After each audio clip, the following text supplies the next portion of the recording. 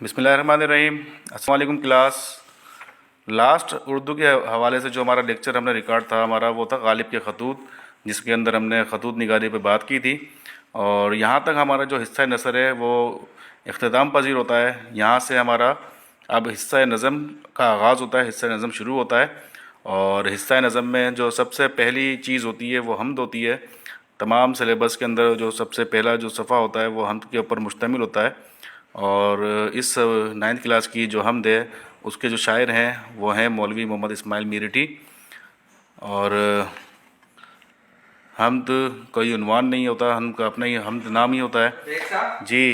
तो और मैं उस पर थोड़ा सा बता दूं आपको कि इनका जो तारीख़ पैदाइश है 1844 है, आपकी मेरठ में आप पैदा हुए, उस नाम की निस्बत से आपके नाम में मीरठी लगाया जाता है। और आपकी वफ़ात 1917 में हुई।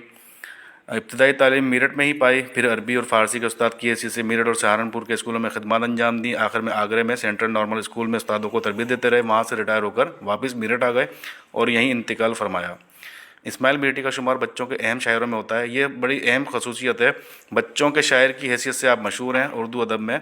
अगर सवाल आपसे ये पूछा जाए या आता है आए कि बच्चों के शायर की हैसियत से कौन शायर मशहूर है, तो आप बिला झिझक मोहम्मद इस्माइल मीरठी का नाम ले सकते हैं। बच्चों और नौजवानों के लिए बहुत सी इस्लाही और अखलाकी नज़में लिखीं। आपकी शायरी ज़बान की पाकीज़गी और बयान की सादगी का नहायत उम्दा नमूना है। आपकी नज़में हिंदुस्तान और पाकिस्तान की दरसी किताबों में पढ़ाई जाती रही हैं। आपका सारा कलाम कुलियात इस्माइल के नाम से शाया हो चुका है। दरसी किताब में शामिल हमद उसी कुलियात से ली गई है। हमद 9 अशार पर मुश्तमिल है, जिसके अंदर 18 मिसरे हैं। अब इसकी हम मश्क पे आते हैं। नज़म में छत से शायर की क्या मुराद है। ये जो इसका शेर है कि बनाई है तूने ये क्या खूब छत, के है सारे आलम की जिसमें खपत। तो इसमें जो शायर की मुराद है वो आसमान से है कि आसमान को शायर ने तमाम जहान का जो क्या कहते हैं छत है उसको इशारतन उसका ज़िक्र किया है आसमान के लिए। दूसरा जो सवाल है शायर ने ज़ंजीर किसे कहा है, तो जो इसका शेर नंबर 5 है 7 है सॉरी, वो ये कि ये कायम है तेरी ही तकदीर से, बंदे हैं बहम सख्त ज़ंजीर से। कुदरत के जो निज़ाम गर्दिश है मुराद निज़ाम शमसी है, उसको शायर ने ज़ंजीर करार दिया है, ज़ंजीर कहा है, जो कि आपस में एक दूसरे के साथ सख्ती के साथ जुड़े हुए हैं अल्लाह के कानून के तहत। लालो गौहर से शायर की क्या मुराद है, सितारे और सैयारे। ये जो शेर है इसका 6 नंबर का, ये लालो गौहर हैं जो बिखरे हुए ज़मीन से भी हैं उनमें अक्सर बड़े।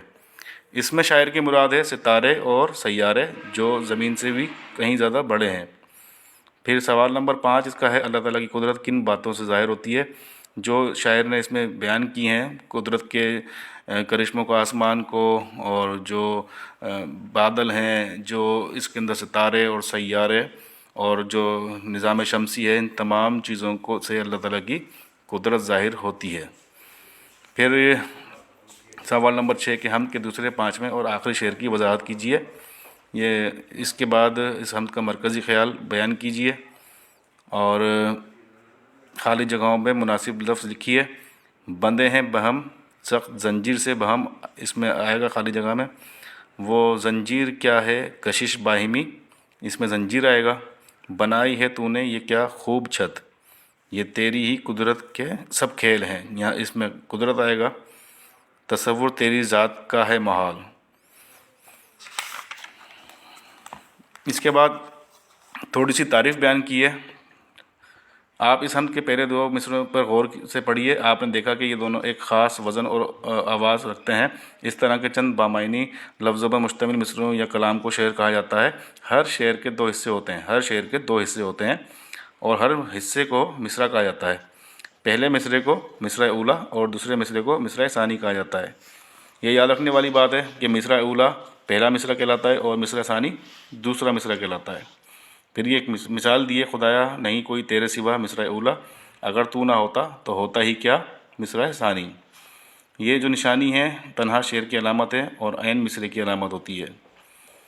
इस हम में कुल कितने मिसरे और कितने शेर हैं? 9 शेर हैं और 18 मिसरे हैं। फिर ये एक और सवाल कर रहे हैं कि किसी और नज़म का एक शेर लिखकर मिसरा उला और मिसरा सानी की निशानदही कीजिए। اس کے بعد سوال نمبر 5 میں کہتے ہیں کہ درست کے اوپر نشان لگائیے، ایک شعر میں 2 مصرے ہوتے ہیں۔ حمد کے چوتھے شعر میں بن تیل کے چراغوں سے مراد شاعر کی ہے ستارے، بنا کسی تیل کے جو جگمگاتے رہتے ہیں۔ اس دنیا کی ہر چیز قائم ہے تقدیر سے، جو اللہ نے ان کے تقدیر لکھ دی گئی ہے۔ اس نظم میں لفظ آئین کا مطلب کیا ہے؟ اصول، جو اصول قدرت نے رائج کیے ہیں تمام چیزوں کی گردش یا وقت کے حساب سے۔ کائنات میں سب کھیل قدرت کے ہیں، یہ بھی درست ہے۔ اس کے بعد حمد کی چھوٹی سی تعریف ہے کہ حمد وہ نظم جس میں اللہ سبحانہ و تعالیٰ کی تعریف بیان کی جاتی ہے، توصیف بیان کی جاتی ہے، اس کے جلال کی، اس کی کبریائی کی، اس کی بڑائی کی بات کی جائے، وہ حمد کہلاتی ہے۔ تو یہ مختصر سا تعارف ہے آپ کا حمد کے حوالے سے اور اس کے جو شاعر ہیں محمد اسماعیل میرٹھی کے حوالے سے۔ یاد رکھنے کی بات یہ ہے کہ وہ بچوں کے شاعر کی حیثیت سے مشہور ہیں۔ شکریہ۔